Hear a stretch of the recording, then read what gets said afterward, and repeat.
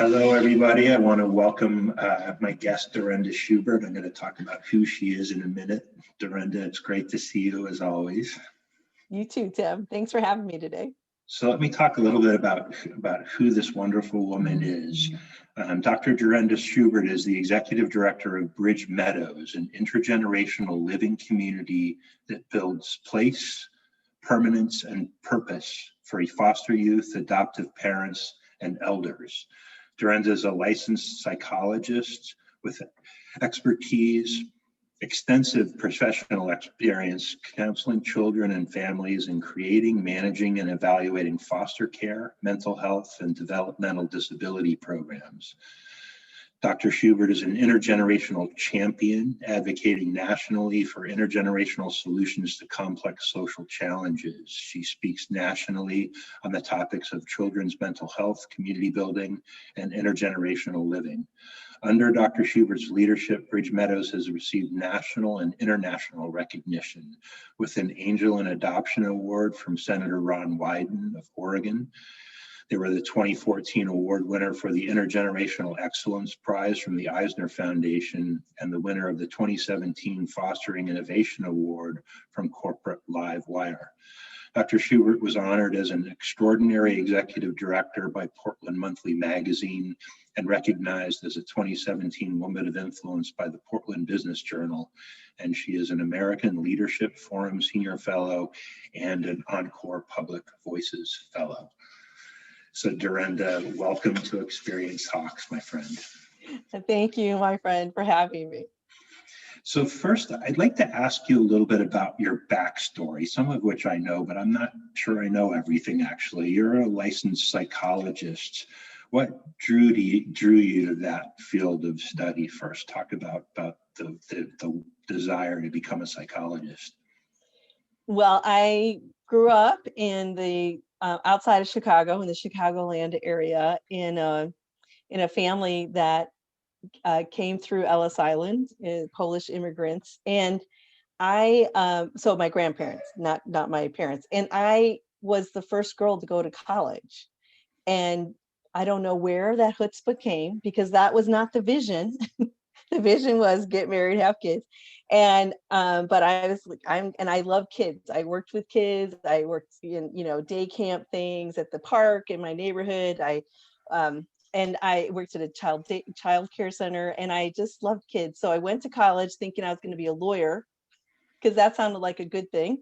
And my family was very confused. Like, what is she doing? What does she have to go to this Purdue place? What is going on? And then I was like, I don't like to argue very much. Why am I doing this? And then I met this really amazing psychology professor, Dr. Santa Grossi, who said, come along. And he took myself and another young woman who was from an Italian immigrant family, and we were both the first women to go to college out of our families. And he scooped us up and he said, come along with my grad students and me, and I'm going to show you the ropes. And so he sent us to the library one day and said, okay, you're going to be psychologists. I want you to go figure out what kind of psychologist to be. And I thought, oh, okay. So I chose school psych, and we were supposed to come back with our story. And so I chose school psychologist because then I was going to be home with my kids, right? I'd be in a school and I'd work, and because then I was going to fulfill what my family vision was. My family's vision for me was, and what my vision was, to be this professional woman. And he sat us, I can remember this clearly. We were on a picnic table, and it was sunny, shiny outside at Purdue. And we both show up, Marielle and I show up with our ideas. And he looks at both of us and he says, yeah, no, you're going to be clinical psychologists. And we had no idea what that was.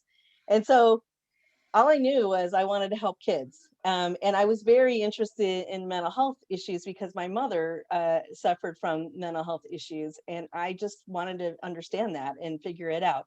So there you go. That's how I started to become a psychologist. And I felt like such a duck out of water. And I was the youngest person in my graduate class, and all these people had been, traveled the world and had parents who were professors. And here I was going, well, I'm just from across the line there. I went to DePaul University for my graduate degree. But again, I had a wonderful mentor, Dr. Sheila Raborti, who's passed, who said, come on along, I'll show you the ropes. And And here I am. So although I did not think I was going to become a clinical psychologist who understood real estate development, I didn't see that forthcoming. So Yeah, I'm not sure that that combination exists in many people, but I'm yeah.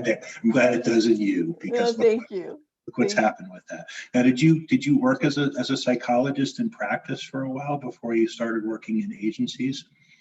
Well, yes, I actually, you start out in agencies because it's part of your journey to get licensed and all that jazz. And I thought my pinnacle was I was going to be in private practice. And so I got to private practice, and I left my agency job and I got to private practice, and I was so excited because I hit my pinnacle and I realized this is kind of lonely. Where's my people? Where's my team? Where's the group of people we get to create things? And I loved working with my the folks who were my clients, and I felt very, very honored to be invited into their families. I worked a lot with families who had children with autism and children with Asperger's disorder, and loved it. Oh my gosh, just the curiosity and the uniqueness and the siblings in the family. I love that work. And but then we were going to become parents, and that I realized, okay, I'm a little bit lonely. I'm missing my peers, and I'm also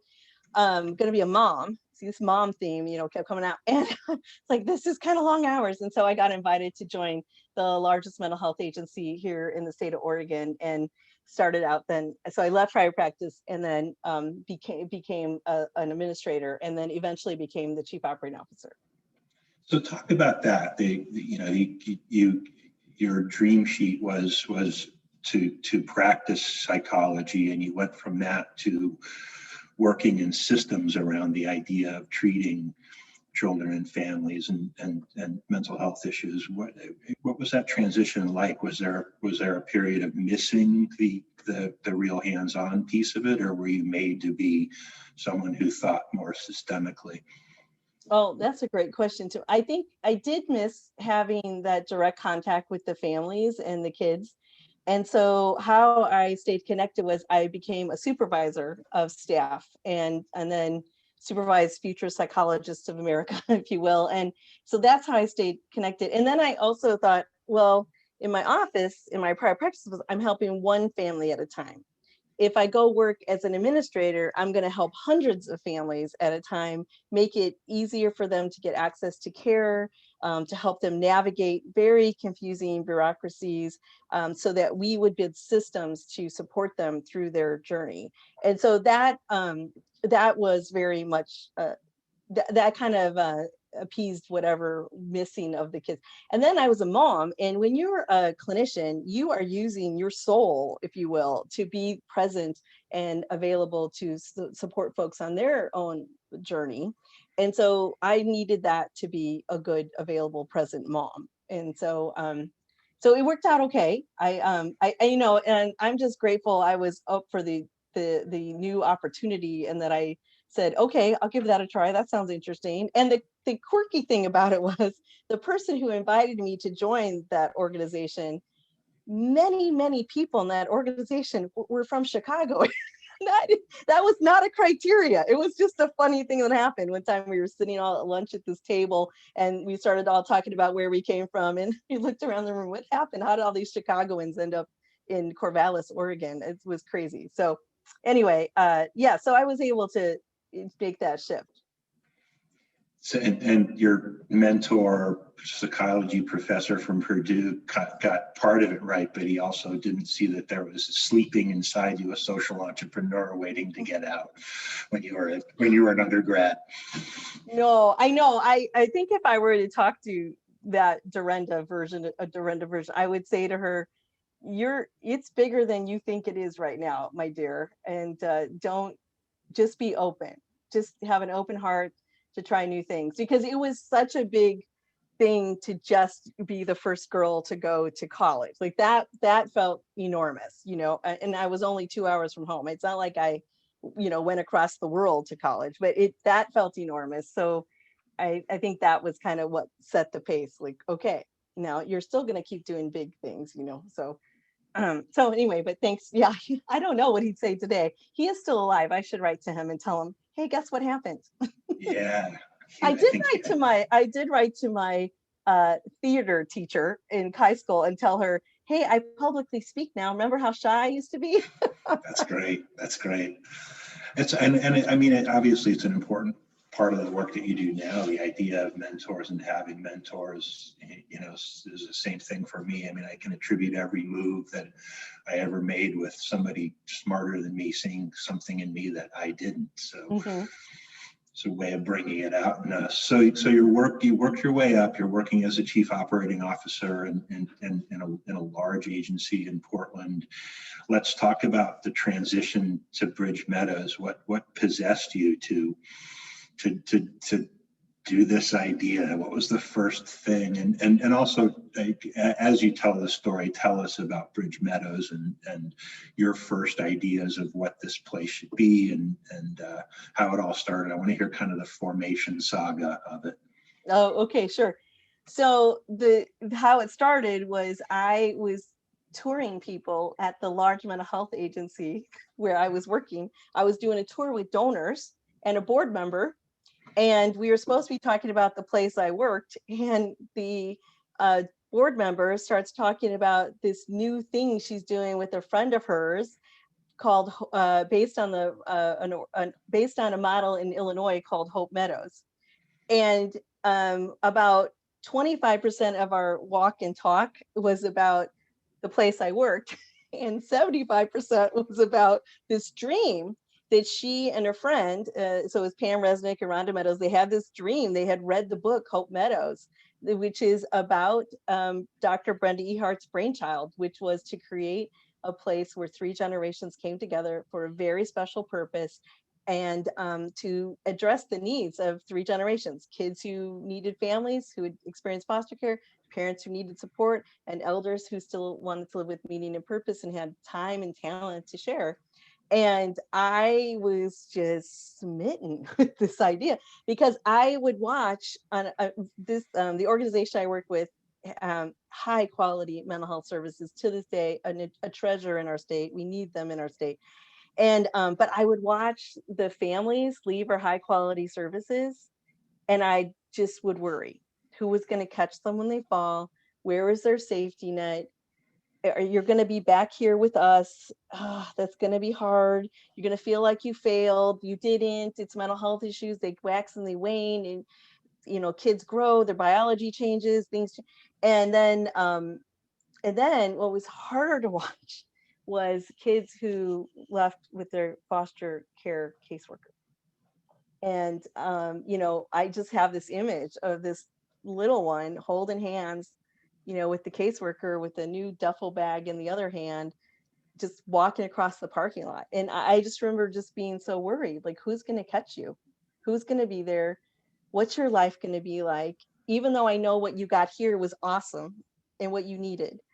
And then I go on this tour that I'm supposed to be giving about the place I work. And there's the conversations about this dream about creating a 3-generation intentional intergenerational neighborhood where kids who've experienced foster care have forever families. The families have the support of their neighbors. Their neighbors all are living the same life. And then elders, 55 and older, who have time and treasure and just their gifts and talents to share. And I was like, okay, I have to be a part of that. I don't know how, but I've got to be a part of that, because to me, that was the missing piece. And so my husband tells the story that he said, "What are you doing this morning?" Another day later, and I said, "I'm going to breakfast," and he knew these people. And I said, "It's so and so and so and so," and he goes, "Great, you are going to watch a video, you are going to cry, and we're going to go to more fundraisers." And he was right, because I became a board member. So I was a board member for a year with Bridge Meadows, and it wasn't called Bridge Meadows at the time; it's called Portland Hope Meadows. And then a year later, they said, "Derenda, could you become the executive director?" And at that time, we had our second baby. And I should share that both my husband and I grew up in multi-generational houses. Grandma was always around. It is a natural part of our life. And my aunt lives with us. And our family is built through adoption. So I live elements of Bridge Meadows here in my home in Oregon. And so anyway, a year later, I was like, I'm not seeing my children like I wanted to, because after a while, the life of a COO is a lot. And again, I hit that mark where I wanted to be present for my kids. And I was so, I just really wanted to make sure Portland Hope Meadows happened. And then we changed our name to Bridge Meadows. But because this is a city of bridges, we're bridging the generations, all those branding reasons. And it's been awesome. It was seen as a crazy idea. We had thankfully a champion in the city, Commissioner Dan Saltzman, who now is on our board because he's retired. And he was like, he used to work for Senator Ron Wyden, and he was like, I am, whatever it takes, we are going to plow the road to make this happen. And so thankfully, with that kind of support, it took a lot. It took a lot of hands to make it happen, because it was kind of seen as this crazy idea. Like, what do you mean you're going to put seniors, but we say elders, but seniors together, and you're going to put these kids who've had issues, and what are you doing? I'm like, okay, in a lot of places in the world, 3 generations live together. A lot of places in our country, 3 generations live together. It's going to happen. And there's a couple of funny stories. We went to the state housing folks for money, and this was in the middle of recession. So let's just add another layer of, what are you doing? My friends actually thought I lost my mind. They didn't tell me this until after Meadows opened. And because I left this really high powered job with a very stable company to be the only employee, and to work out of my car in Starbucks and my home office with a 3-year-old wandering around, And so anyway, this at the state, we were going to testify to get some money, and one of the commissioners said, well, we might as well give them the money, because this is going to be either the greatest disaster or the greatest success in Oregon's history. And all I kept thinking was, the governor appointed you, and you just said that, and it's going to be on record for the rest of your life. What did you just say? But we got the money, and now here we are. On April 1st, we celebrate 10 years welcoming our first family in Elders Home in North Portland. We have Bridge Meadows Beaverton in Beaverton, Oregon, and our third one is under construction, Bridge Meadows in Redmond, Oregon, which is in on the other side of the mountains here from Portland, 3 hours to the east. And then we are exploring, we have 3 or 4 more in the dreaming and drawing board stage. So I think it really hits a chord with folks where you can see yourself living there, first of all, and it's one solution that solves many issues. So that's been our journey. Yeah, that's a fantastic one. So talk about the place itself.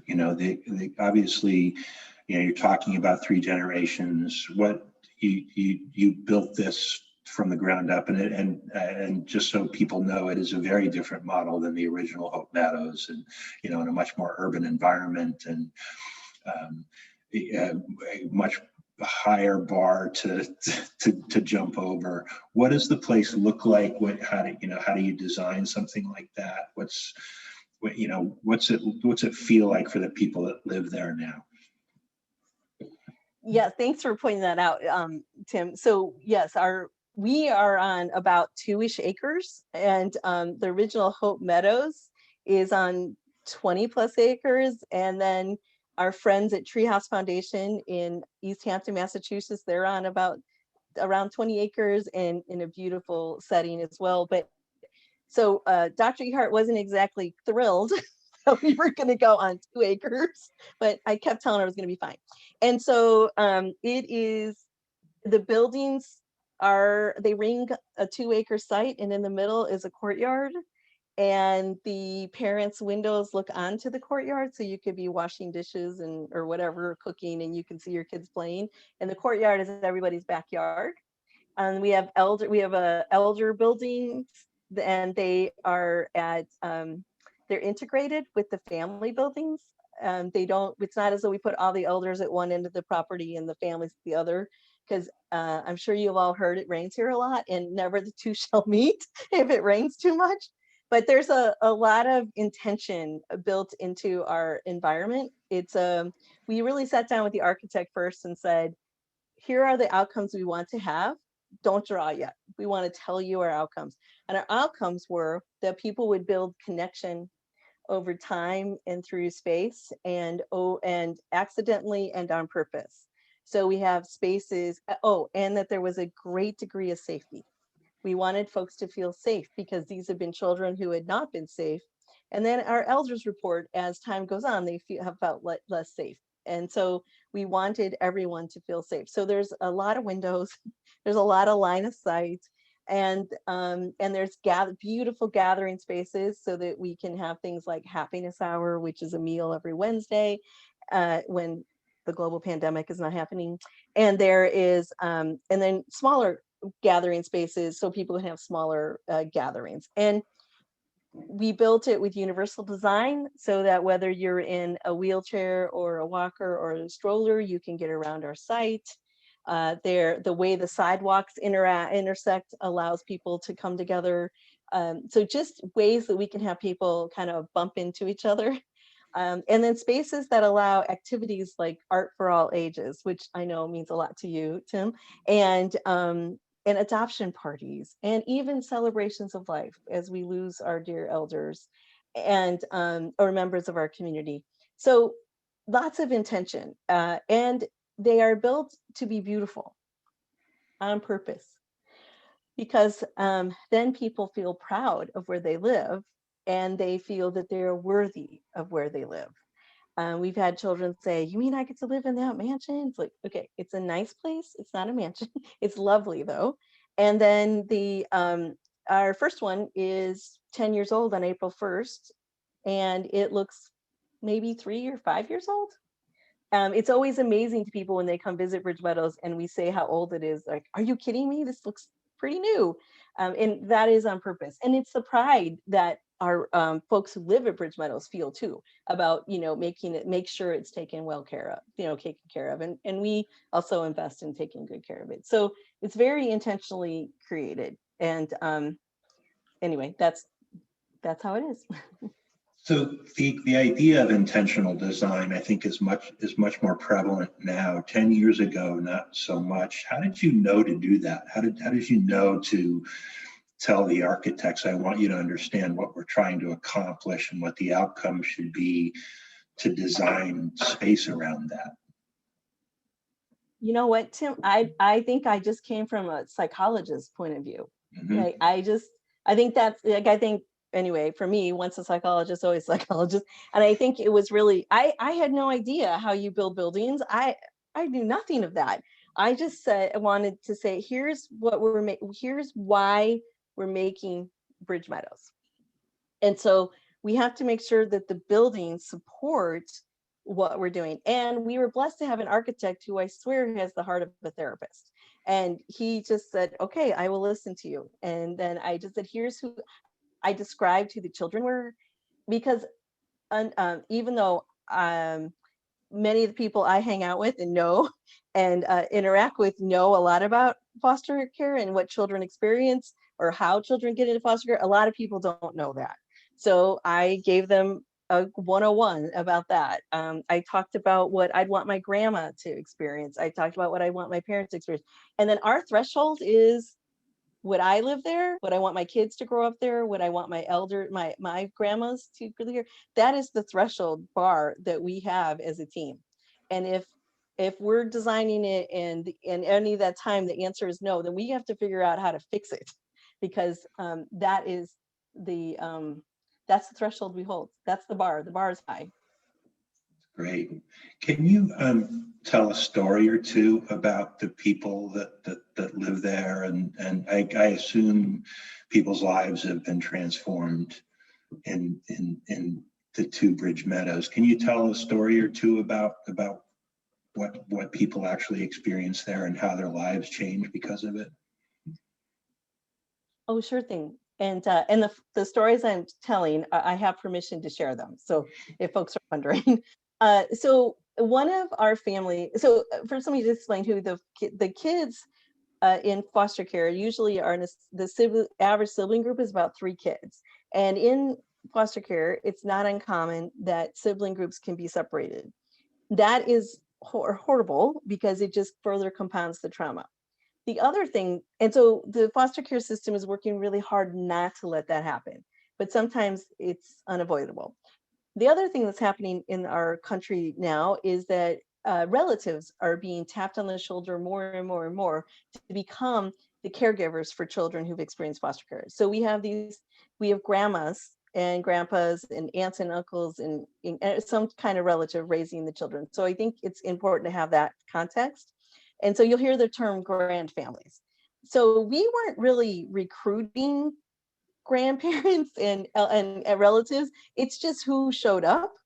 And so we have a lot of, because of what was going on in the foster care industry. So we have a lot of family members who are raising their relatives. And so this family came to us, and it's a grandma who was already taking good care of her 3 grandsons. And they were toddler to early elementary school ages. And she discovered that there was going to be a 4th brother to be born. And her home that she was living in could not accommodate the 4th boy. And for her, she couldn't even imagine how this child would not be with her. This was her grandson. These were his brothers. I often think about it like Sophie's Choice, that horrible moment when the woman has to make those decisions. And so thankfully, and she was quite distraught. And her caseworker, we were still under construction.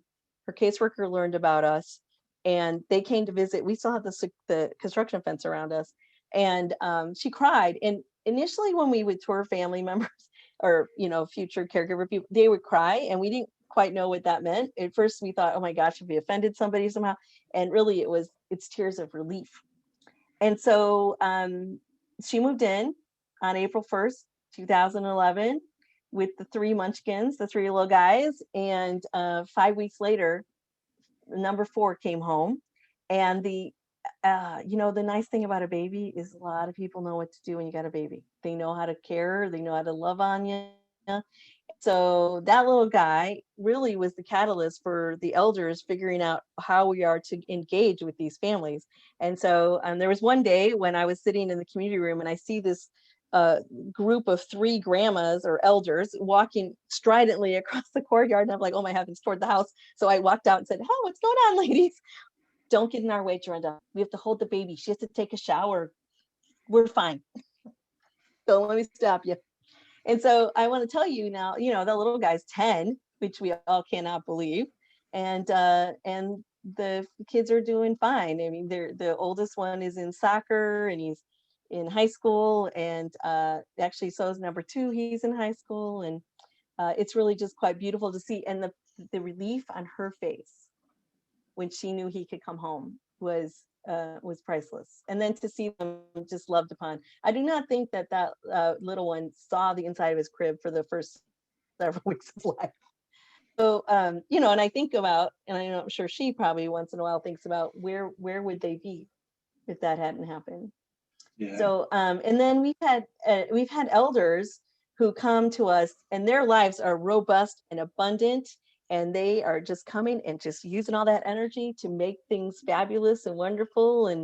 And so it's not always, oh, my life was awful and then I came to Bridge Meadows and it was, no, you can have a beautiful, wonderful life and bring it to Bridge Meadows. And recently there was a whole parade during the pandemic to welcome Santa at 6 p.m. There was a little parade, little kids in their little tricycles and their little, bikes with training wheels, and elders all dressed up with the Santa Claus hats and bells, and everybody was welcoming Santa because they want to make sure, even though the pandemic was happening, they were still there. And so it's just things like that you watch people living these abundant lives and flourishing.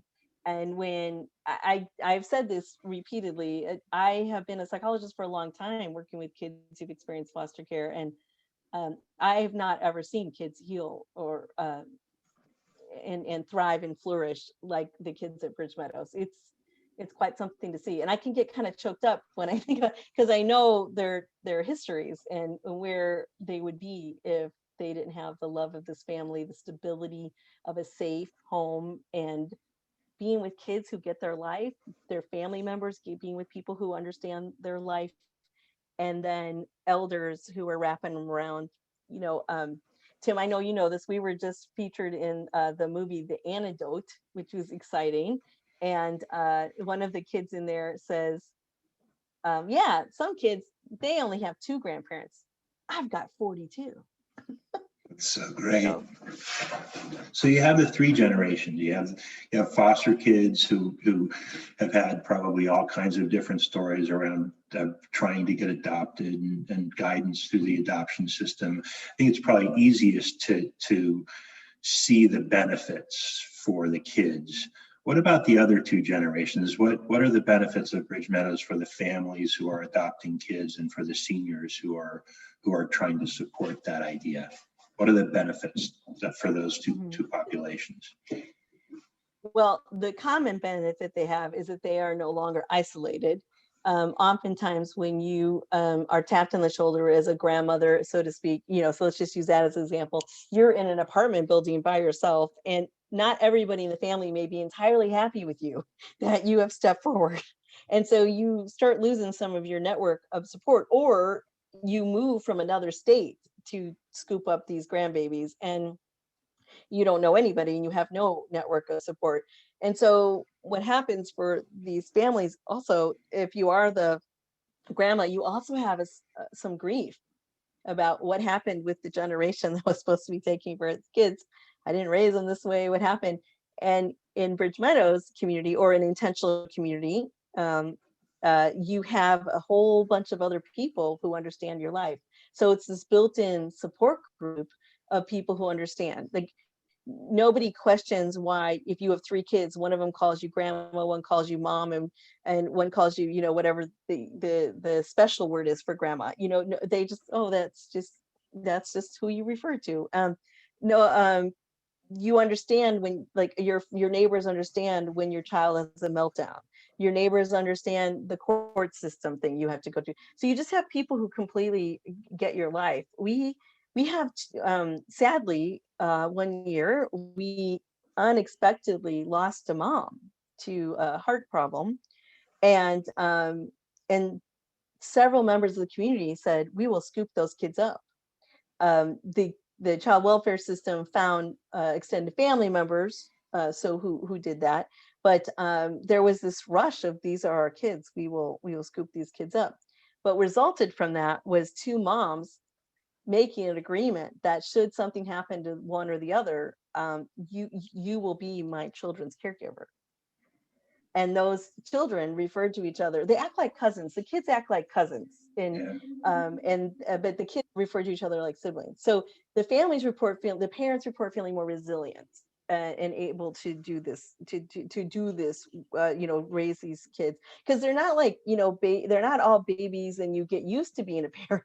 They're like dropped into your life. They're walking, they're talking, they have opinions, and they have some things they're dealing with. And then the elders, they report to us that they are living lives full of meaning and purpose. They have a reason to get up every morning, and they're not isolated. When we all have heard the stories on and on throughout this pandemic about the terrible effects on our health of social isolation. So they are not socially isolated, and some of them have reported anecdotally that their doctors have said that they are living healthier lives than their same age peers and their cohort. So we haven't quite, got all that quantitative data down, and we are someday we'll have to figure out, and I'm sure that some folks will be helping us with this, but figure out, how do we quantify the impact of living in an intentional intergenerational community?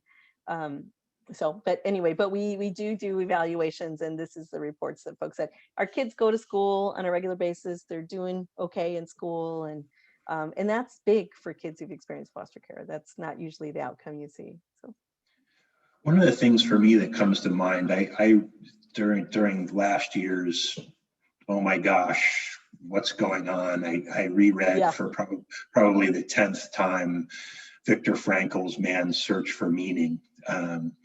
And I think about the elders and Bridge Meadows, and I think about the concept of meaning. And Viktor Frankl was a Holocaust survivor who learned how to apply his own scientific, psychological it was a theory at the time around the way we deal with what happens to us at whatever level, may it be horrible or how do we deal with it. And his conclusion was around the idea of meaning and purpose in life. And it seems like that's got to be a huge part of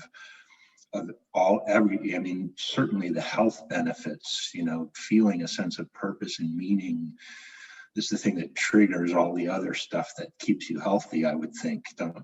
Does that make sense when you look at that from the point of view of Bridge Meadows elders?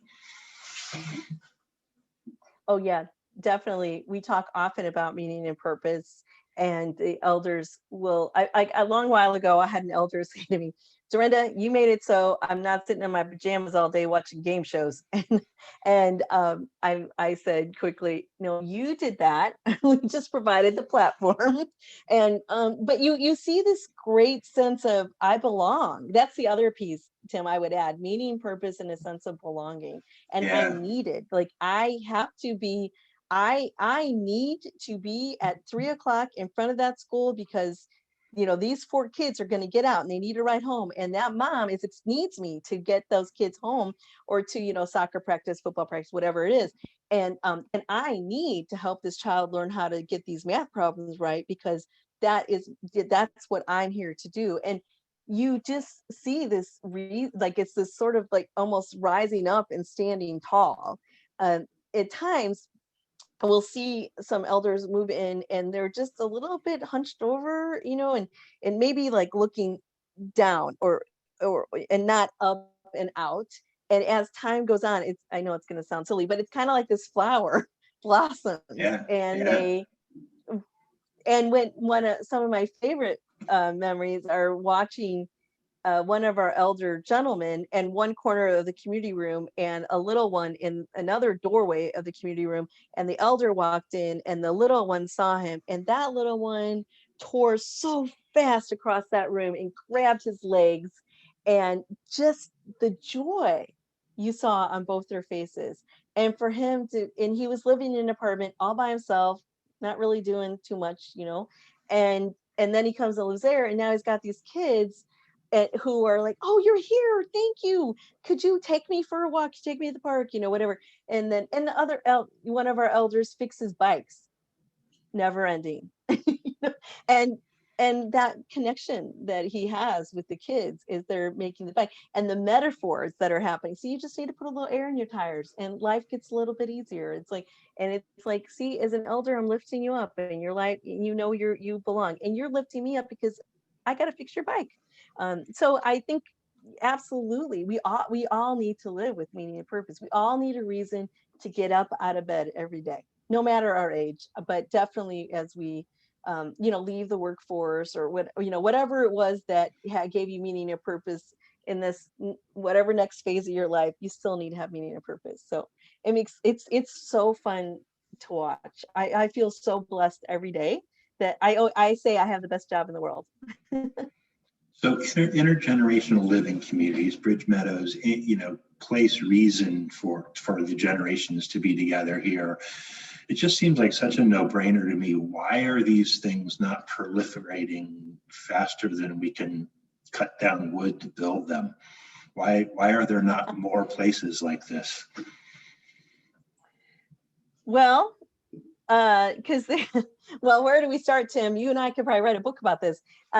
They're difficult and complicated to figure out how to finance. They're not difficult and complicated to figure out how to design and engineer and engineer, design, and build programming. And you're always wanting to learn and grow with the programming. What it is how do you finance them? And there's no policy of there's no policy bucket that says here's the bucket of money for intergenerational solutions to issues in our country. It's here's money for senior housing, here's money for child welfare. And so if we could braided or blended, or everybody put some into this intergenerational bucket, it would go a whole lot faster. But basically, to me, that is what slows us down, is the financing. So we've come out of 4 years of darkness in terms of presidential policy. I don't want to get completely political here, but we have, President Biden has talked about the idea of envisioning housing, and there's been a little bit of talk about generations and things like that. If you could wave a magic wand as a social entrepreneur, what would you want?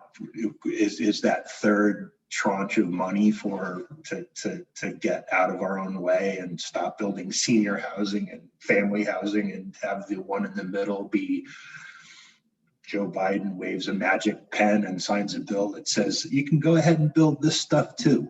Is that what you want? That's what I want. And our friends, Donna Butts, the CEO of Generations United, and our friend Trent Stamp, the CEO of Eisner Foundation, just wrote 3 big things that this Biden administration could do. And one of those pieces was, funding for intergenerational solutions. And you and I would say, especially in housing, because more and more families are living intergenerationally and want to live intergenerationally. Now, we both know this is not for everybody. I'm not saying, this is the panacea. And so please know that. But for those who want it, or that it meets a need, let us have the financing that makes sense to do it. We just get in our own way all the time. So yes, my dream would be to the dear Biden administration is, please look at ways to bring financing together so that intergenerational solutions, whether they're housing or co-locating programs, are funded adequately without us having to contortion ourselves. Because I know you do this too. You have to consortium yourselves to be, well, here we're going to be senior housing. Let's write the application this way for financing this way. And when really, if we looked at, we're whole people, we're whole families. Children are not isolated. They're not all by themselves. They're part of families, and our elders are part of families. Let us reward or acknowledge that and fund that. And many cultures around the world and in our country live that way anyway. So, and once the recession hit, we saw a rise in multi-generational living, and now with the global pandemic, we see another rise. So obviously, we humans think this is probably a decent solution. So let's have our policies match that, and also that it be age friendly. I wrote an op-ed. That was in the Hill last year, and that was what I proposed. So perhaps I need to get that in front of somebody. Yeah, well, and it was about age segregation, which is really what we're talking about. I mean, you mentioned the word segregation when it comes to anything else, and protests in the streets, but somehow age segregation seems to be okay in housing, which doesn't seem to make any sense to me. Not at all. You really, when you bring the generations together and you see the benefit that, I'll just say, elders and kids have, because they both have some time, right? That's the thing they share. Yeah. We both have time. And I would propose we both have learned, those generations both have things to learn. When we bring them together, look at the power of change we can make. And I love, one of our little guys said this, in the pandemic, he did a little video, and he wanted to know, he was talking about how school was going. It was really hard because it was online now. And he said, but aside from that, I want to know, how are our elders? How are our dear elders? How are you doing? And I thought, there you go. That's what we want to bring those. We want uniting. We don't want divisions. We're better together. So I know those are platitudes that people say, but it's honest to goodness truth. So. Yeah. So as I mentioned in the intro, you're a highly respected champion of intergenerationality. Let's talk about ageism, which is another, elephant in our room in terms of how Americans deal with age and aging. What does bringing generations together do to battle ageism, do you think? Is that something that could help us win the battle? Ageism seems to be one of the only isms that is just basically allowed Bill Maher on his show called it the only ism that's left that is just basically allowed to happen. So Yeah. what can intergenerationality do to battle ageism? Well, anytime the isms happen, it's because you don't know the other, whatever it is you're isming about, right? You don't know somebody who's different than you. And then you get to know people who are in that ism, and you're like, oh, wait a minute, I can't believe that way anymore. And we see it all the time in Bridge Meadows communities because people are coming from all walks of life. And so when you were bringing these children with the elders, and now the children are knowing elders and having relationships with the elders, you can't just say things about elders without that are disrespectful, or dismissive, or omitting them, because you'll have kids going, well, what about them? Wait, but that's my grandma. That's the person I love. We can't leave them out. And so what you see happen is they're both valued, and you're not disvaluing one or making this. I know right now, just with the whole vaccine rollout, it's feeling really awful about how we are divided by age right now. And I think that it's about knowing, like, you have to know somebody in that, the other, who's different than you. And so for us, that's what we're hoping to do. Tim, really is to these kids knowing elders and having those deep relationships. In the future, they won't be able to do the ageism stuff, because they'll be, no, that you're talking about the woman who walked me to school every day, and I love her, and we can't, I have to stand up for those people. So I think it's really about building relationship. I know we say that over and over again, but it is, if we can do that, and understand that someday we're all going to be older. So really, you're really ageist against your future self.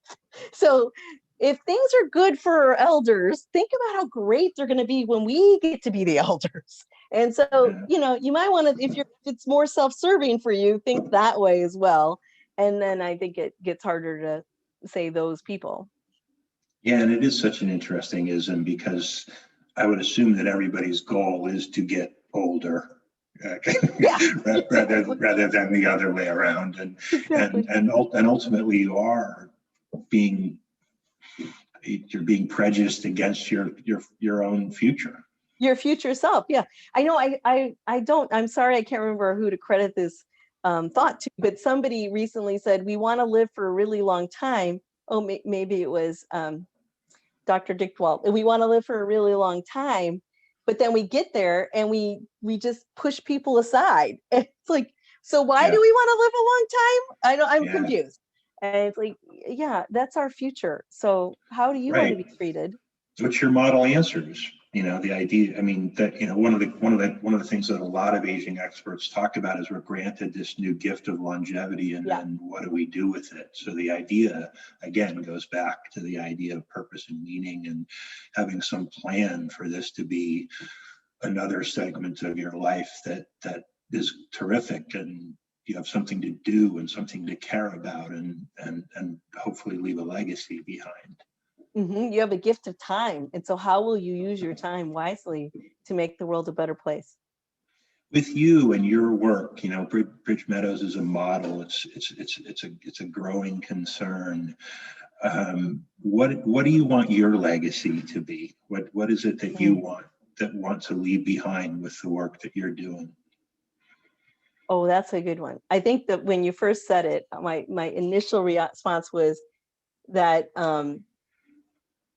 that children and elders know they're loved, and parents know we see them, and that all generations are cherished. I love that. I love that. So you talked about there's a new one under construction in Redmond. What's the Derenda Schubert? What's my next move? Where are we going with this thing? What's your dream sheet on what Bridge Meadows becomes, and what is your role in it look like? Do you stay who you are now as you get older and you start to look more like maybe the other population as I have already. Ah, yeah. How do you see your next phase coming for you and for the organization? Well, the dream for the organization is that Bridge Meadows will create and influence intergenerational solutions across the nation. And so that is the dream. And certainly we're going to grow here in Oregon and in the Pacific Northwest and beyond. And then how I see is my legacy is leaving a strong organization that can continue to create more communities where all the generations are cherished, and that I build a really deep bench depth that can carry that on and someday live in a Bridge Meadows community, although I feel bad for the staff there. But hopefully I can be gracious. I hope so. It will be my intention to be gracious. But I would love to live with the sound and voices of children and my own grandchildren and the chosen grandchildren. So that's what I see.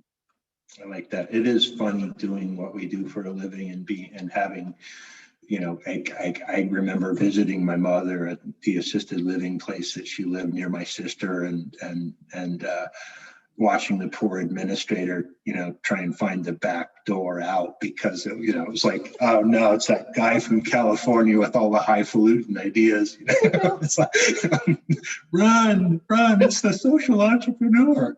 I know. My mom is in a care facility because she now has Alzheimer's, and I do think that her administrator loves and is like a little like, oh, what's she gonna say today?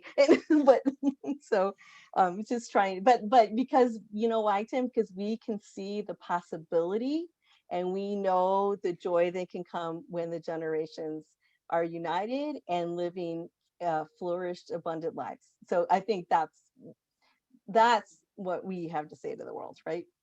Yeah.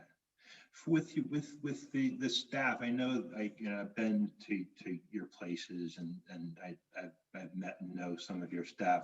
With your staff and your team, what do you do differently from other organizations, do you think, because of the deeply spiritual aspect of the work that you do? How do you train and maintain the need for being connected to the work that you do with the people that work for you? Well, everybody who comes to work at our organization, it really has some kind of personal connection to why this is important, whether it's their grandparents or their own vision of what their future will look like, or what they want for their own children. So that everybody has that personal connection and their why. They all have their why. And then our headquarter offices are embedded into the North Portland community.